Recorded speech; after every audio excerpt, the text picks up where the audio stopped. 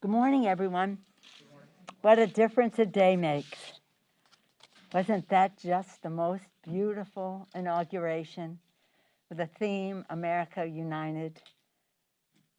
It was so perfect in my view, not only for the, shall we say, peaceful transfer of power, but the manner in which it happened. America United. You know, I've said again and again that the arts will bring us together. When we laugh together, we cry together, we're inspired together. We find our common ground more easily. And that was certainly given proof yesterday when Amanda Gorman made her, presented her beautiful poem about unity and about coming together, optimism. And it was, of course, the complete theme of the inauguration, but also of the the now president, and he was president when he made his beautiful inaugural address about unity. That was when the day began, the inauguration began. At the end of the day, I loved what was on TV at the end of one of the celebrations. You know, the president always loves to quote the Irish poets, Seamus Heaney being one of his favorites. So at the end of the day, to see Lin-Manuel Miranda reciting Seamus Heaney's poem, and then at the end of the poem, Joe Biden and Seamus Heaney coming together saying, "The longed-for tidal wave of justice can rise up, and hope and history can rhyme." It's about trust, it's about hope, it's about optimism. That's what the inauguration was about. When the president said, "Today is America's day, today is democracy's day," that was really true. That inauguration was a breath of fresh air for our country. The inauguration of Joe Biden as president, Kamala Harris as vice president of the United States, with all of the newness that presented. First woman, first African-American woman, first Asian American woman, the best. Not just about demography, but about quality of leadership. So exciting. So now with the Biden-Harris administration in place, a Democratic majority that occurred later in the day yesterday when Chuck Schumer became the majority leader of the Senate. With the swearing in of 3 new members, we're very proud of Senator Padilla of California, just overwhelmed with joy about the 2 senators from Georgia, John Ossoff and Raphael Warnock. 3 new senators, a new Democratic majority. Now we can recover from the pandemic and get to work to build back better. Today, our nation marks the passing of 400,000 people. That was yesterday. 400,000 people died. But today marks 1 year since our first knowledge of this pandemic. And what did we learn this morning? We learned this morning that the Trump administration had no real plan for the production and distribution of the vaccine, just another in a series of their terrible, ineffective approach to it. From the start, in denial, delay, distortion, calling it a hoax. And now we find that they didn't even have a plan. As we go forward, though, we see immediately that President Biden, has put forth a plan to crush the coronavirus. You know what that is. Yesterday, he talked about it in his executive actions when he talked about wearing masks, distancing, science-based approaches. Today, he'll sign further orders. My understanding is to use the Defense Production Act to speed up PPE delivery, to expand testing, treatment, and public health workforce that we need, and launch a vaccination campaign. All of this to more safely open up schools and businesses, improve health equity, something that the Republicans would just erase from any bill, addressing the disparity in treatment and testing, and therefore the disparity in incidence of COVID-19 in communities of color. As we salute these actions, we're getting ready for a COVID relief package. We'll be working on that as we go. As you probably have seen, Mr. Hoyer announced that as we work on these issues, we won't be back in session until the beginning of February, another week. February 1st, is it, or 2nd? And but we'll be doing our committee work all next week so that we are completely ready to go to the floor when we come back. And then again, the COVID proposals from the administration build on many of the initiatives that were in our packages all along. It's what the people need. It's what the country needs to crush the virus, put money in the pockets of the American people, and honor our heroes. We're talking largely about executive actions, but I just mentioned that one bill, the COVID package. We also were pleased to see the president the administration come forward with an immigration proposal. We're pleased that in the House, Linda Sanchez will be taking the lead, Senator Menendez in the Senate. It has the basic principles that we've talked about all along, and we'll see what the timetable is on that. Today, we are in session to vote on the Austin waiver. It is a waiver so that General Lloyd Austin can serve as Secretary of Defense. As I have said, General Austin is a highly qualified and well-respected leader with over 40 years of decorated service. He brings a great understanding of the challenges facing our nation's defenses and the sacrifice of our men and women in uniform and their families. Once the waiver is approved, I feel confident that the Senate will confirm the general as Secretary of Defense. Civilian control of the military is not an issue for us. It is a value. It is a principle.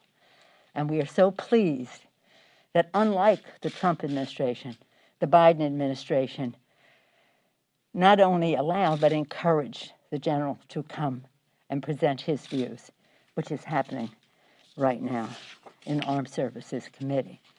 So again, a very happy time. I'm very proud of our members. That's right. Before I came here, I was in a session that was made available for members and staff about the trauma of what happened on January 6th. Talked about physical trauma, psychological trauma, vicarious trauma, and the rest.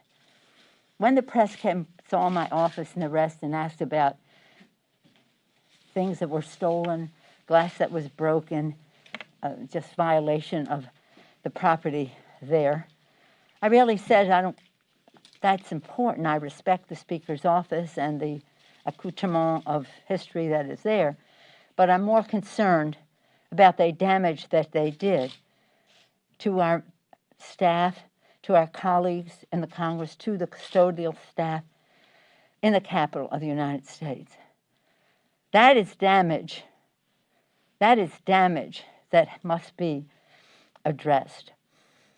The resilience that we want to convey, we tried to do that night by coming right back, opening up the session of Congress, proceeding with the business at hand, the counting of the Electoral College votes to ascertain that Joe Biden and Kamala Harris were President and Vice President of the United States. But that was one aspect of resilience. So many members felt their lives threatened. The uncertainty of it all contributed to the trauma. This is something that everyone in the country should take a measure of how they reacted to this. But let us all pray for the resilience that our country is famous for and that our people need to have as we go forward. And that one other part of that is that we will be, in the next few days, when I'll be talking with the managers as to when the Senate will be ready for the trial of the then President of the United States for his role in instigating an insurrection on the Capitol of the United States, on our democracy, to undermine the will of the people. It's very clear has been on this path for a while, but just that day, he roused the troops. He urged them on to fight like hell. He sent them on their way to the Capitol. He called upon lawlessness.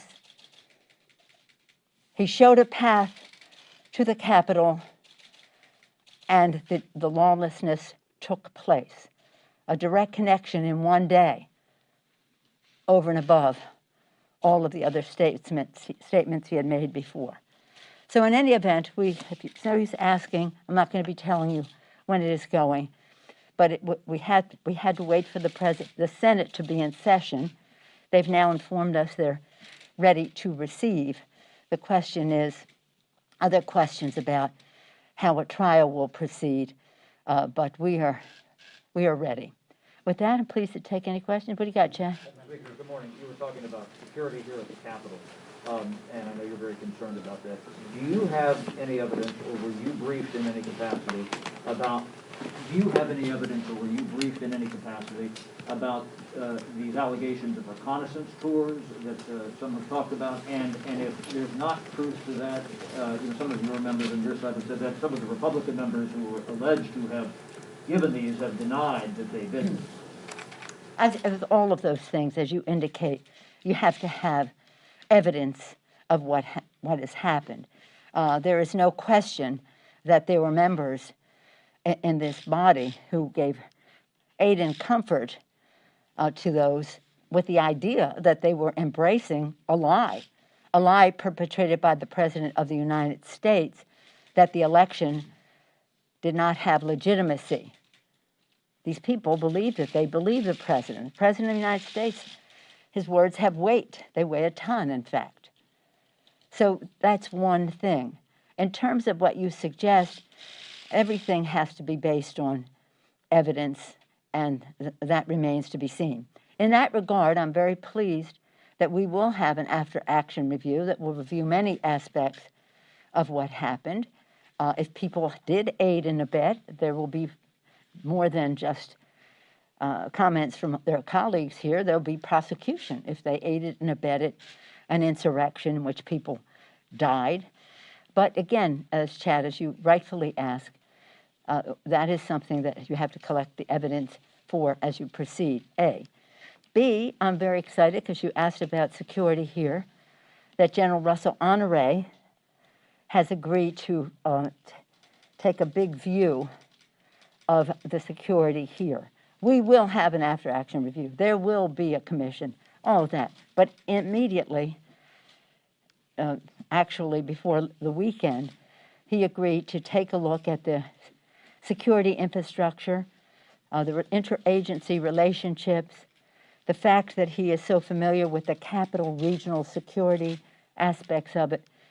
We believe that we are in very good hands with his taking the look that he has and inviting experts in the field to give their views as well. So that's where we are. Yes, ma'am. Thank you, Madam Speaker. two things. If you can put any finer point on the timing for the articles of impeachment. No. Okay. And it'll be soon, as I said, you'll be the first to know. Thank you. And also, you mentioned Leader Schumer becoming the Senate Majority Leader. Yes, very exciting. You have worked a long time with both Leader Schumer and Leader McConnell. What is your advice for Leader Schumer now that he is in the majority, as he confronts Leader McConnell, who let us know yesterday he still sees, you know, even though Democrats have a sweep of government now with the House, Senate, and White House, Leader McConnell still sees, you know, an important role for Republicans as you know, in the So you're Congress. asking what advice I would give to Leader Schumer? Yes, ma'am. You know him. I wouldn't think of giving him any advice on how to deal with the Senate.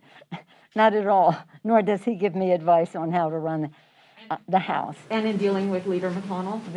No, well, again, that's a dynamic that is very different from the House. I would say, though, for both of us, we have a responsibility to find bipartisanship where we can, to find our common ground where we can. We have that as not only a goal, but a responsibility. When we can't, we must stand our ground. That's Thomas Jefferson, standing the ground like that. But it is, if we're talking about what the country needs to crush the virus. Whatever, it hasn't happened yet. The country needs to end the economic crisis that we're in. We need to do more to do that. And one way to do both is to help our heroes, our healthcare workers, our police and fire, our first responders, our sanitation, transportation, food workers, our teachers. They are on the front line, risking their lives to save lives in some cases, and on the verge of losing their jobs. So it's about a case that we make for what the country needs, that hopefully we can have a bipartisan agreement. Yes, Thank you. You mentioned unity, a message of unity that came out yesterday. Are you at all concerned about moving forward with an impeachment trial could undercut that message and alienate Republican supporters of the president? No. No, I'm not worried about that. The fact is, the President of the United States committed an act of incitement of insurrection. I don't think it's very unifying to say, oh, let's just forget it and move on. That's not how you unify. Joe Biden said it beautifully. If you're going to unite, you must remember. And we must bring this in. And look, that's our responsibility, to uphold the integrity of the Congress of the United States. That's our responsibility, to protect and defend the Constitution of the United States. And that is what we will do. And just because he's now gone, thank God, that you don't say to a president, do whatever you want in the last months of your administration. You're going to get a get out of jail card free because people think we should make nice and forget that people died here on January 6th, that the attempt to undermine our election, to undermine our democracy, to dishonor our Constitution. No, I don't see that at all. I think that would be harmful to unity. Madam Speaker, a year ago, in the context of the last impeachment trial, you said that you cannot have a trial without documents and witnesses. That's right. I'm wondering what kind of trial you'd like to see your impeachment managers put forward, and is that part of what you're waiting for, some kind of guidance from the Senate about how they'll conduct themselves before you send that article over? Well, let me just say this. We were talking about two different things.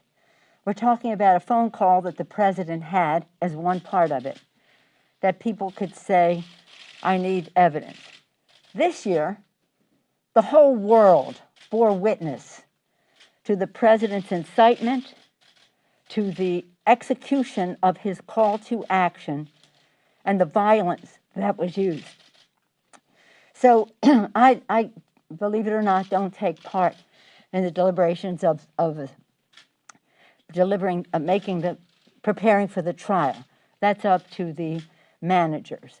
But I do see a big difference between something that we all witnessed versus what information you might need to substantiate an article of impeachment based on, in large part, on a call that the president made and described as perfect. It was perfectly unconstitutional. This is different, but again, it's up to them to decide how we go forward, when we go forward.